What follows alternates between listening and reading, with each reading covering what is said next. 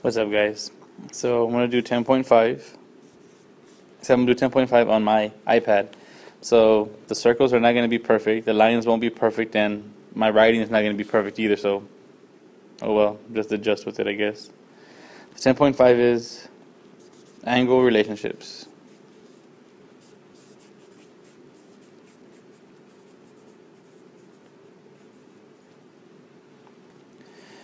For example, we have a circle, we have a line, another line. Either two things are going to happen when you have lines with circles. They're going to intersect inside, or they're going to intersect on the outside. Mine, in this case, intersect on the inside. And I don't have the center on here, there's no diameter, they're just two lines intersecting on the inside. So, when you intersect on the inside, it makes four angles. 1 and 3 are the same, because they are vertical. 2 and 4 are the same, because they are vertical. And remember that 1 and 2 make 180. So does 3 and 4. Those are just properties from lines. So I'm going to go over 1. How would you find 1? Whatever angle that would be? Well, we notice here's the 1. It has this arc right here. It'll help if I label the points. So right here it has A and B and C and D. So when your lines intersect on the inside, all you do is add and divide by 2. You add the arcs. So for angle 1, you would add arc AB plus arc CD and divide by 2. That's it. So I've already put in some numbers and say that this were, I don't know. Alright, so let's say I say that arc AB is 112. No, wait, 140. And I say CD is 112. To find angle 1, to find the inside, you add the two outside ones, which is 140 plus the other outside one, which is 112, and divide by 2. You work it out and it gives you 126.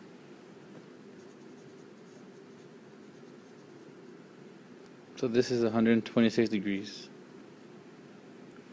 This one is.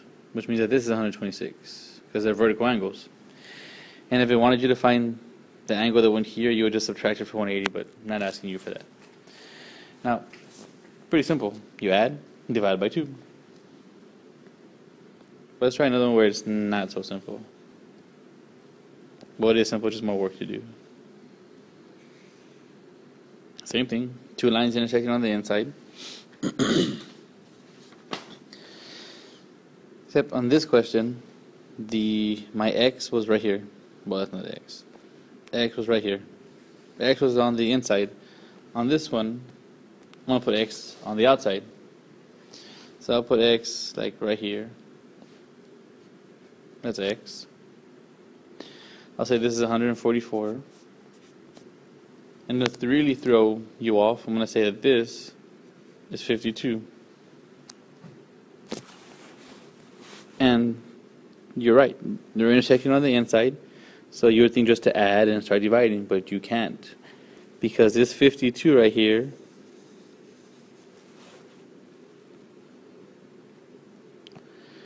works with this arc over here and this arc over here.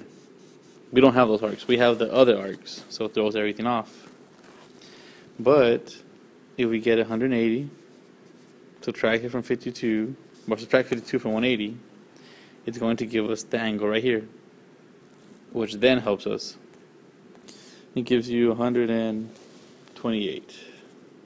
So this is 128. Now we can work, because this and this belong to the 128. So we add the two outside ones, x plus 144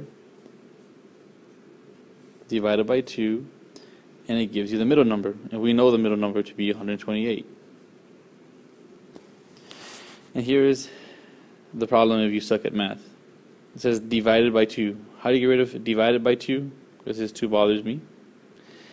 The way you get rid of divided by 2 is to multiply by 2.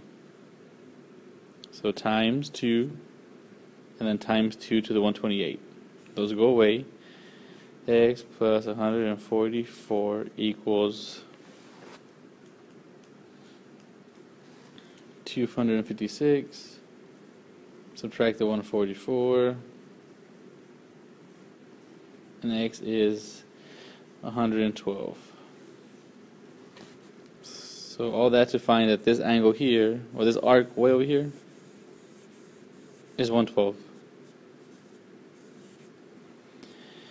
So now, we're going to work with what happens when the lines intersect outside the circle.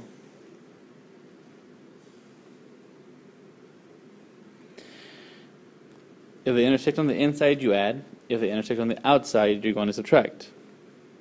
You're going to subtract and divide by 2. And I guess it's a little tricky here because you need to subtract the bigger number from the smaller one. If not, it gives you a negative, but it's all good. Still, same easy work. Now notice, when we have lines intersect on the outside, they make 2 arcs. This arc, AB, and CD. Those are the arcs that we are concerned with. A and C doesn't help us right now, and neither does D and B. Oh, and it makes an angle right here. That angle, we'll call it X. Well, to find X, you're going to get the bigger arc, which is CD,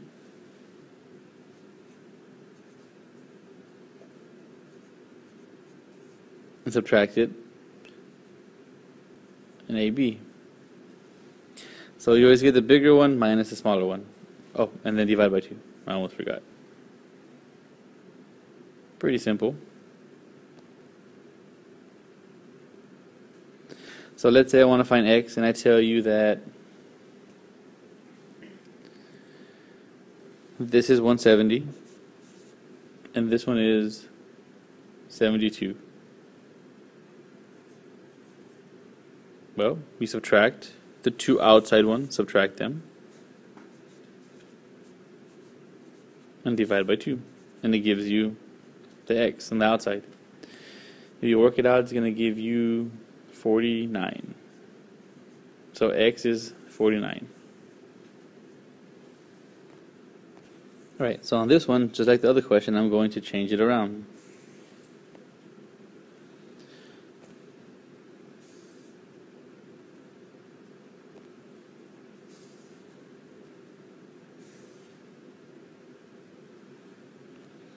I'm going to say that X is the arc way over there. I'm going to say this is 30, and that baby angle right there is 26. Find X. Since the lines intersect on the outside, you're going to subtract. You get the 2 arcs, and you get the bigger one first. So 30 and X. Okay, so you see which one is bigger. Obviously from the picture, X is bigger. So X minus the smaller arc, which is 30, divide that by 2, and it gives you the angle on the outside, which is 26. And then you do the same work. Times 2 to get rid of that, times 2 there. X minus 30 equals 52. Add 30, and X is 82 degrees. So that would be 82.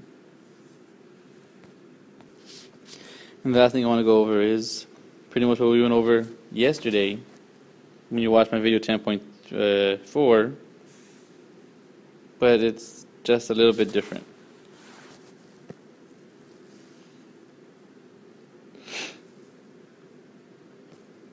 So if they put